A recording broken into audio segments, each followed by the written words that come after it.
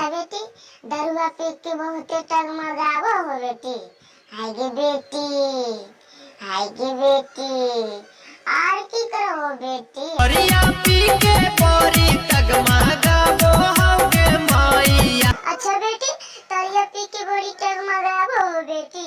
हाय गे बेटी, दारू ताड़ी पियो बेटी। हाय गे बेटी, पौन मदोगला भेलो बेटी।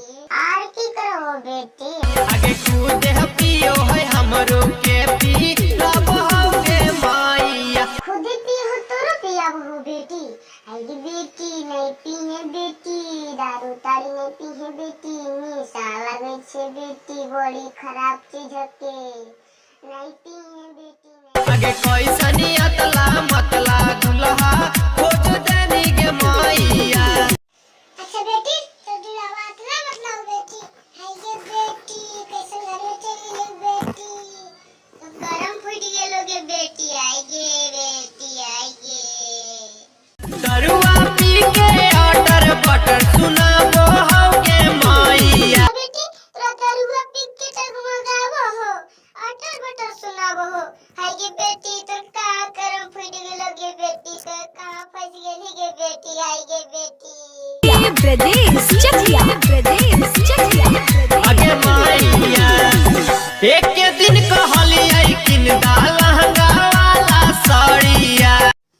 अच्छा बेटी, लहंगा वाला साड़िया किने ले कहली, फिर की हलो बेटी। एतने में बालम दिहले काटल काटल गरिया। काटल काटल गरिया दिल को बेटी। हाय गे बेटी, काटल काटल गाड़ दोगे बेटी। आर की करो बेटी। किन कहलियै किन दहना के ना दुनिया। अच्छा बेटी, कल ना के ना सुनिया किने ले, फिर की कल को बेटी।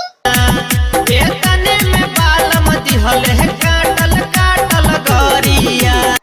हाय गे बेटी, काटल काटल गाड़ी दहो, भंगल फुटा के जान मार देवे भंगलावा के। अच्छा रुक बेटी, हम आइबो। भंगल फुटा के मार खा परी बोलनी मारबै बेटी, खूब मारबै। आर की करो बेटी।